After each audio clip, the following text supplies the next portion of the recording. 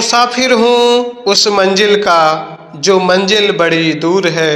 मैं मुसाफिर हूँ उस मंजिल का जो मंजिल बड़ी दूर है। जो पहुँच गया उस मंजिल तक वो मुसाफिर बड़ा मशहूर है। जो पहुँच गया उस मंजिल तक वो मुसाफिर बड़ा मशहूर है। Good morning my dear student. समस्त छात्र छात्राओं को आपके अपने चैनल शौर्य एकेडमी परिवार में हार्दिक स्वागत है। मेरे प्यारे बच्चों, आज हम शुरू करने जा रहे हैं क्लास 12th का मैथ अर्थात यूपी बोर्ड कक्षा 12 का गणित। काफ़ी बच्चों के कमेंट आ रहे थे कि सर जी थोड़ा मैथ का सिलेबस बता दीजिए, क्योंकि मैथ थोड़ा हार्ड लग रहा है। इसलिए बच्चों के काफ़ी कहने पे आज मैंने शुरू कर दिया है मैथ का सिलेबस। मैथ में क्या क्या पढ़ना है, कितना पढ़ना है, कौन कौन से चैप्टर से, कौन कौन से टॉपिक से कितने नंबर का आने वाला है, विस्तृत जानकारी इस वीडियो में दी जाएगी। और बहुत ही शानदार, बहुत ही बेहतरीन ये वीडियो होने जा रही है आपके लिए, आपके एग्ज़ाम के लिए। इस बार जो आप यूपी बोर्ड का एग्ज़ाम देने बैठेंगे तो इसी पैटर्न पर बनाया जाएगा आपका एनसीईआरटी पैटर्न जो है। कौन से इकाई से कितने नंबर आने वाले हैं आज ये हम जानेंगे। हमारा जो पूरा मैथ की बुक है उसमें से कौन कौन से पॉइंट कितने इम्पॉर्टेंट हैं, कितना ज़रूरी है किसको पढ़ना, और कौन कौन से एग्ज़ाम में नहीं आने वाले अर्थात सिलेबस से इस बार निकाल दिए गए हैं। मेरे प्यारे बच्चों, जल्दी से आप उन सभी दोस्त मित्रों को भी शेयर कर दीजिए जिनके आप शुभचिंतक हैं, जिनके बारे में आप अच्छा सोचते हैं और उम्मीद करते हैं कि वो भी इस बार बोर्ड एग्ज़ाम में अच्छे नंबर लाएं। तो उन तक ये वीडियो को ज़रूर पहुंचाइए ताकि वो भी देख लें और समझ ले चीज़ों को, उसके बाद तैयारी में वो भी लग जाएं। क्योंकि टाइम ज़्यादा नहीं है, टाइम बीतते देर नहीं लगेगी। और मैथ में तो कैसे टाइम बीत जाता है पता ही नहीं चलता है। तो बिना देरी किए शुरू करते हैं। विषय है हमारा गणित अर्थात मैथ। मैथ का जो विषय है कक्षा 12 क्लास 12th का है ये। समय कितने रहेंगे बच्चों? 3 घंटे। 3 घंटे समय दिए जाएंगे और नंबर कितने आते हैं? 100 नंबर का ये पेपर होता है। और इसमें कितनी इकाइयां हैं, यूनिट कितने हैं देख लीजिए। 6 यूनिट है आपके टोटल, उनके नंबर सामने दिए हुए हैं। पहला यूनिट जो है संबंध तथा फलन। क्या है बच्चों?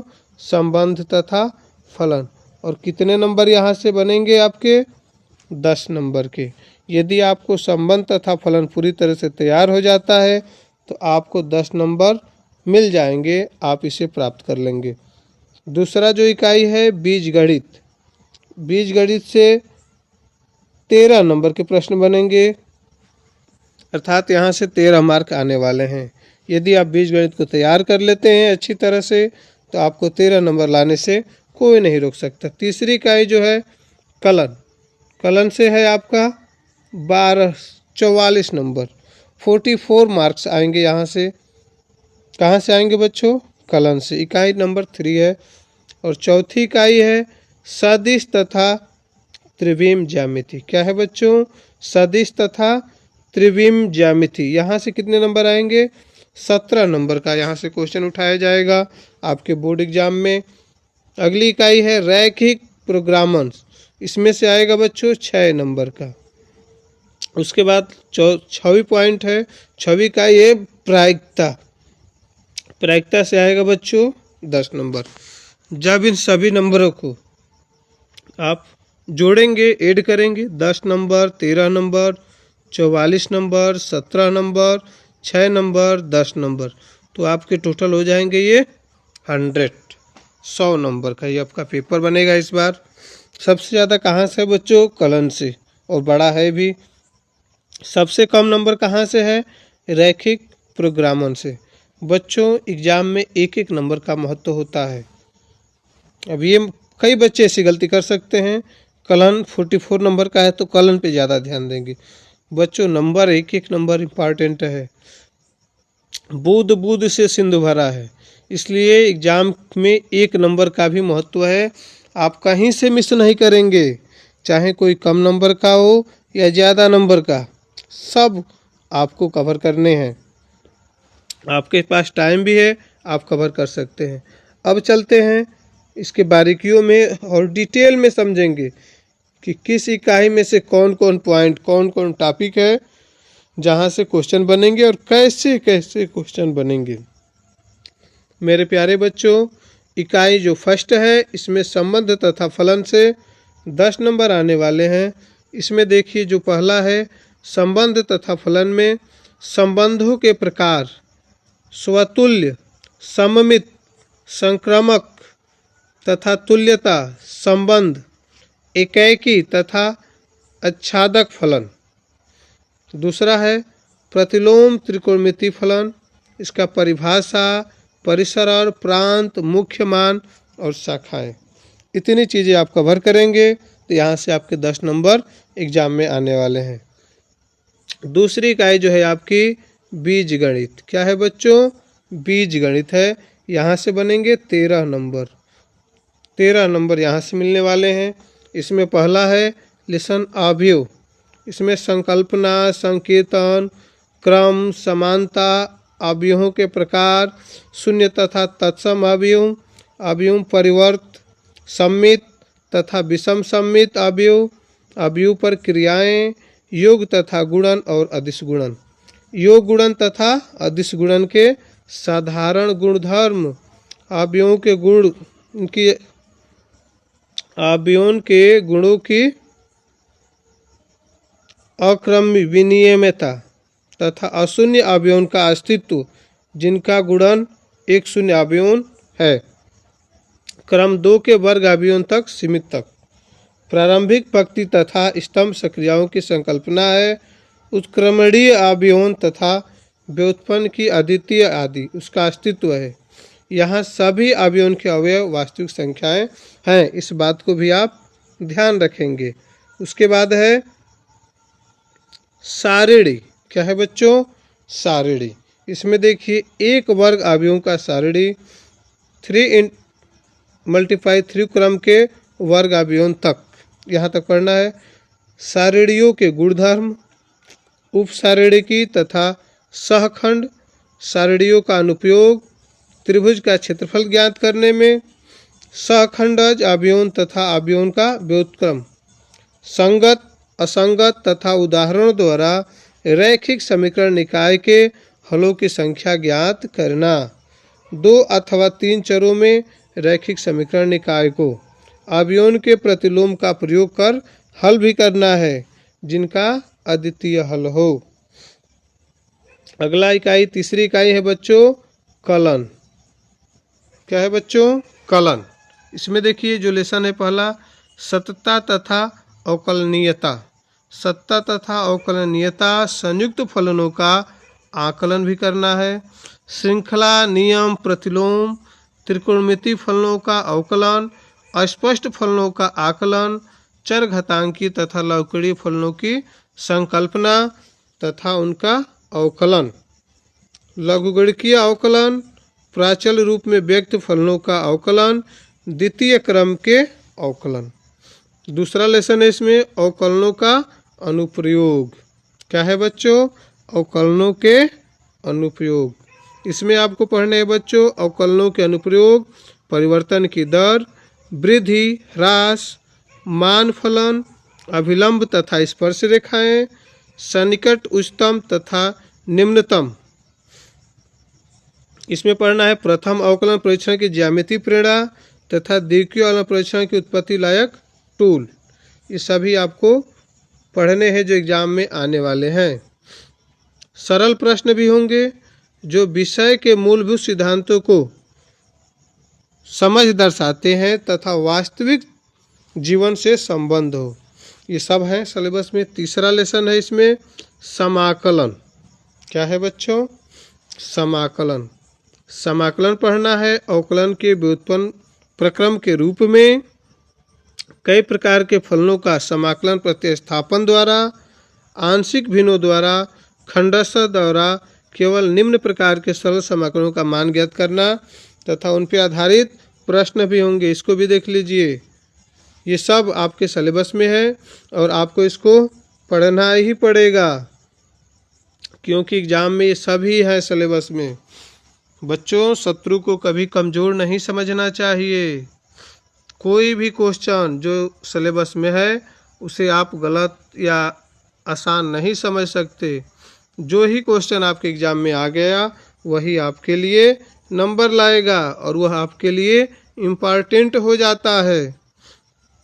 ठीक है बच्चों, आगे देखिए। योगफल की सीमा के रूप में निश्चित समाकलन को पढ़ना है। कलन का आधारभूत प्रमेय पढ़ना है बिना उत्पत्ति के, अर्थात उत्पत्ति के बारे में इसके नहीं पढ़ना है। निश्चित समाकलनों के मूल गुणधर्म तथा उसके मान ज्ञात करना है। चौथा लेसन है समाकलनों के अनुप्रयोग। क्या है बच्चों? समाकलनों के अनुप्रयोग। इसमें साधारण वक्रों के अंतर्गत क्षेत्रफल ज्ञात करना है। विशेषताएं, रेखाएं, वृत्त, प्रलय, दीर्घवृत्त केवल मानक के रूप में है। का क्षेत्रफल उपयुक्त किन्हीं दो वक्रों के बीच का क्षेत्रफल क्षेत्र पूर्णतः परिभाषित है, ये भी ध्यान रखना है। पांचवा लेसन है इसमें अवकल समीकरण। परिभाषा, कोटि एवं घात, अवकलन समीकरण का व्यापक एवं विशिष्ट हल, ये सब है सिलेबस में। दिए हुए व्यापक हल वाले अवकलन समीकरण बनाना। पृथक्करण चर के तरीके द्वारा अवकलन समीकरण का हल। प्रथम कोटि एवं प्रथम घात वाले समघातीय अवकलन समीकरणों का हल। निम्न प्रकार के रैखिक अवकलन समीकरणों का हल। फिर उसके बाद dy अपन dx plus P Y equal to Q, ये ध्यान रखना है जहाँ p और q x के फलन है। क्या है बच्चों? p और q x के फलन है।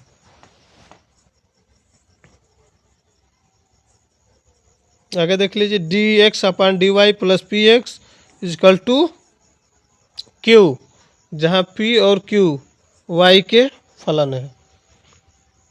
इसके बाद चौथी इकाई है आपकी सदिश। कितने नंबर का है देख लीजिए, 17 नंबर का रहेगा।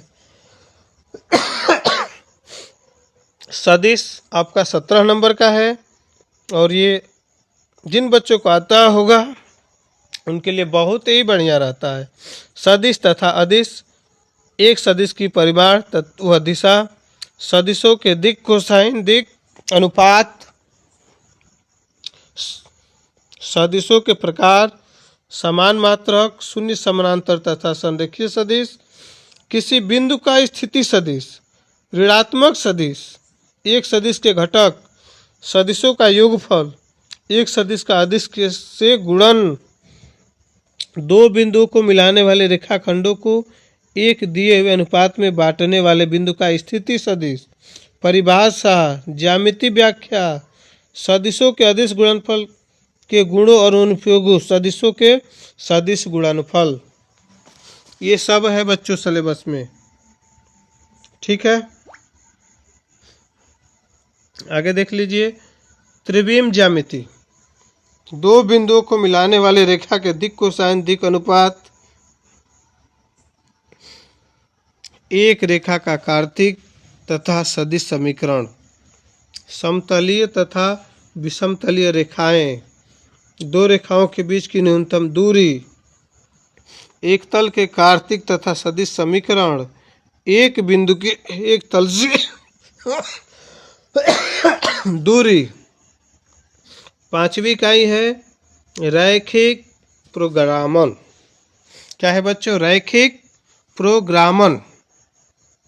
रैखिक प्रोग्रामन देखिए, भूमिका संबंधित पदों जैसे व्यवरोध, उद्देश्य, फलन, इष्टतः, हल की परिभाषा, रैखिक प्रोग्रामन, समस्याओं के विभिन्न प्रकार। रैखिक प्रोग्रामन समस्याओं का गणितीय सूत्र, दो चरों में दी गई समस्याओं का आलेखीय हल, सुसंगत तथा असुसंगत क्षेत्र, सुसंगत तथा असुसंगत हल, इष्टतम सुसंगत हल। इसके बाद 6वीं इकाई जो आ जाती है आपकी वो है प्रायिकता। क्या है मेरे प्यारे बच्चों? प्रायिकता, मतलब ये टॉपिक जो लोग ताश खेलते हैं उनको ज़्यादा ही बेटर समझ में आता है। सही बात है ना बच्चों।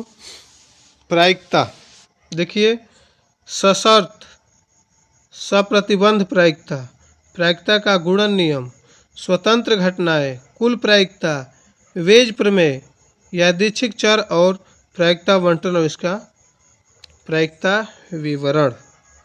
ठीक है बच्चों, अब हम जानेंगे कि 30% कम किया गया पाठ्यक्रम जो है उसमें क्या क्या निकाल दिया गया है सिलेबस से, उसको देखेंगे हम लोग।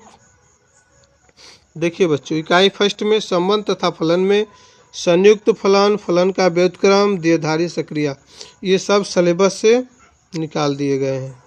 ठीक है बच्चों, इन्हें सिलेबस से निकाल दिया गया है। दूसरा में देखिए, प्रतिलोम त्रिकोणमितीय फलन में प्रतिलोम त्रिकोणमितीय फलनों के आलेख, प्रतिलोम त्रिकोणमितीय फलनों के गुणधर्म, इसको भी निकाल दिया गया है। इकाई तीसरी जो है इसमें देखिए, सतत तथा अवकलनीयता, इसमें बच्चों रोले तथा लेग्रांज के मध्यमान प्रमेय बिना उत्पत्ति के तथा उनकी ज्यामितीय अनुप्रयोग, इसको भी सिलेबस से निकाल दिया गया है। इकाई 4 जो है सदिश तथा त्रिविम ज्यामिति, इसमें बच्चों सदिश में जो है सदिशों के अदिश तिक गुणनफल ये नहीं है सिलेबस में। त्रिविम ज्यामिति का परिचय, इसको निकाल दिया गया है। देख लीजिए, इसमें 2 रेखाएं, 2 तलों, एक तल तथा एक तल, एक रेखा तथा एक तल के बीच का कोण, ये भी निकाल दिया गया है। 6वीं इकाई है आपकी प्रायिकता, यादृच्छिक चर का माध्य तथा प्रसरण, बर्नौली प्रशिक्षण तथा द्विबंध, इसको भी सिलेबस से निकाल दिया गया है। ठीक है बच्चों, उम्मीद है आपको ये बातें समझ में आ रही होंगी। अगर आपको ये समझ में आ गया होगा तो अब आप तैयारी में लग जाइए अपने एग्ज़ाम के, और पूरे मन से लगिए और तैयारी करिए। कोशिश कीजिए जितना अच्छा से अच्छा आपका मैथ का पेपर हो जाए, क्योंकि ज़्यादातर बच्चों का मैथ कमज़ोर होता है और उनको समस्या होती है। मेरे प्यारे बच्चों, 5 सब्जेक्ट में सबसे अगर हार्ड की बात की जाए तो मैथ ही बच्चों के लिए होता है। इसका कारण यह है कि इसका आपको आंसर नहीं होता है। जैसे फिजिक्स केमिस्ट्री है तो उसमें आपको डिफिनीशन वगैरह लिखने होते तो कॉन्फिडेंस रहता है कि कुछ तो समझ में आ रहा है, लेकिन मैथ सब्जेक्ट में अगर थोड़ा भी गलती कर देंगे तो क्वेश्चन गलत हो जाएगा। इस बात का आप ध्यान रखिए। इसलिए मैथ को थोड़ा सीरियस होके पढ़िए, समझिए। कोई इतिहास भूगोल नहीं है ये कि आप इसको रट्टा मार लेंगे। ये ध्यान रखिए, मैथ को समझना पड़ता है, और जितना ही समझ में आता है उतना ही मैथ में मज़ा आता है। तो इस चीज़ को ध्यान रखिए और मैथ से प्रेम करिए। अगर आपको मैथ से प्यार हो गया तो आप ज़रूर सफल होंगे। अगर मैथ को एक बोझ की तरह लेके चलेंगे तो सच में आपको बोझ लगेगा और हर जगह आपको परेशान करेगा। लेकिन मैथ से यदि आप प्रेम करेंगे तो आपको अच्छा लगेगा। मैथ के सवाल करते करते दिन कैसे बीत जाते हैं इसका पता ही नहीं चलता है। इस बात को आप ध्यान रखिए। जिस चीज़ों से आप जितने दूर भागेंगे वो चीज़ें आपको उतनी ही परेशान करेंगी। तो मैथ बहुत अच्छा सब्जेक्ट है, इससे डरिए मत। सिलेबस आपके पास है, सिलेबस को देखिए, उसको समझिए और फिर मैथ पर हाथ धो के पड़ जाइए। कहा जाता है ना, हाथ धो के पड़ जाना। तो आप मैथ पे हाथ धो के पढ़िए ताकि मैथ आपके अंडर में हो। ठीक है बच्चों, इस वीडियो को देखने के लिए आपको धन्यवाद। जल्द ही मिलते हैं किसी नेक्स्ट अच्छे टॉपिक के साथ। तब तक के लिए जय हिंद। अपना ख्याल रखिएगा।